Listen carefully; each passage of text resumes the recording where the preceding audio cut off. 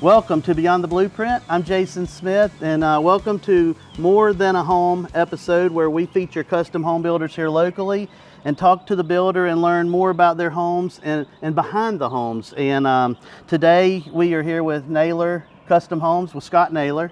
And Scott and I have known each other since we were kids. Yeah. So we actually kind of grew up together here in Greensboro in the Guilford College area. But so Scott, tell us a little bit about your business and really how you got started in the business, and like to know a little bit, let everybody know about your history. Sure.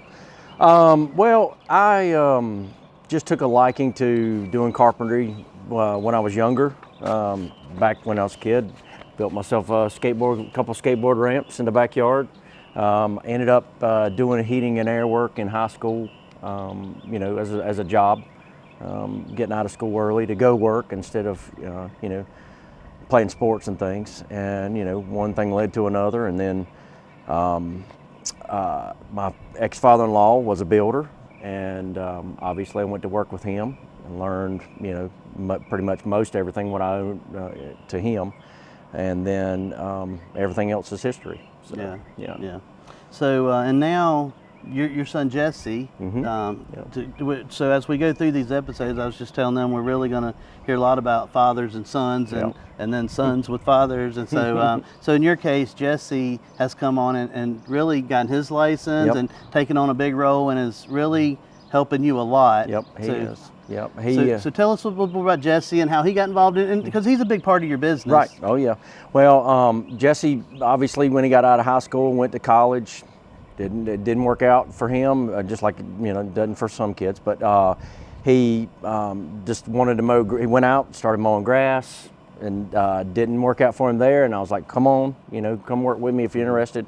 He's been working for me for about 8 years. Yeah. He's had his license for, I don't know, 3 or 4 years now. Mm-hmm. And it's really, he's gotten married and had a daughter, and it's really clicking with him now, and he's really a big part of our company. Yeah, and just on a personal note, tell everybody about your family. Of course, your wife and kids. Tell everybody about everything.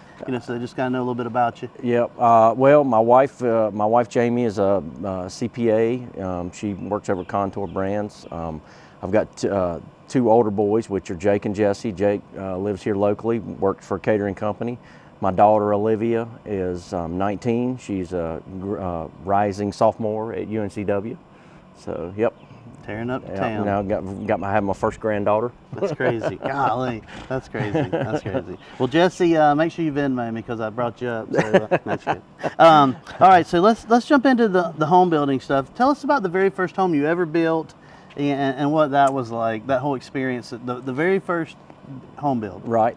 So I was working at a local a building supply company, and I had recently gotten my license. And my plans were to eventually go out on my own anyway. And there was a tornado up in Stokesdale over off Ellisboro Road. It was, I don't know, it was 23 years ago, whenever it was. Mm-hmm. And a lady that I worked with, her home was destroyed by the tornado. So after that, we got to talking in the office, and she wanted to rebuild her home. And of course, I thought it was a great idea. And so I quit working there and went into business for myself, and that was it. Awesome. That was the first house I ever built by myself. Pretty cool. So when you're working with customers, we talk about the process. Mm-hmm. From the time we meet them at a home site, or they call and inquire, to the time that we hand them keys and they move in.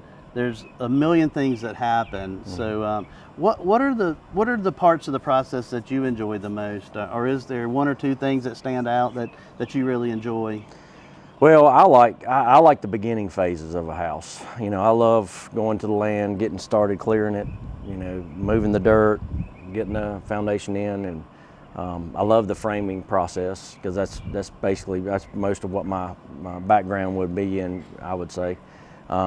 But that's my favorite process, is the getting it started, getting it under roof, and then of course everything just kind of slows down. That's the part that I feel like you can see the most progress, early stages. But yeah, I know from the time you actually pour footings and you get it framed, and then to a lot of people, they feel like it just sits there, but there's a lot of stuff going on with the mechanicals and all that during a lot of that, and just a whole bunch of stuff. But it feels like it's sitting there for a long time. So okay, so if someone came to you and you could give them advice, a new customer building a custom home, what's advice you would give someone that's going to ask you for that? I would, first of all, you need to find a builder that you're compatible with. That's the biggest thing. You may have to talk to a couple, 3 or whatever. That's just the most important part of it, as far as I'm concerned. Trust the process. Once we get started, let us get in there, let us do our job. From time to time you have customers come in halfway through and they start saying that this isn't what it's supposed to look like. Well, we're not done with the job. And I'm sure every builder goes through that. Exactly. And then the biggest thing, and another thing is too, is I think a lot of people sweat the small stuff. And if you just kind of let it go and just kind of let everything roll through, and at the end of the day, it'll all work out the way it's supposed to. Yeah, one of the things where we're big on, and we always try to encourage setting expectations that are realistic. So Exactly. I mean, you don't want people coming in and being ridiculous. We've had someone come in houses before and put a marble on the floor to see if it was going to roll one way or the other, or stuff like that. That's not acceptable. But setting expectations as far as timelines, how long something might take, or you're right, something might not look right at certain stages, but when you finish, the end product is where it needs to be. So I agree. Very cool. What's the coolest thing you've ever built in somebody's personal house?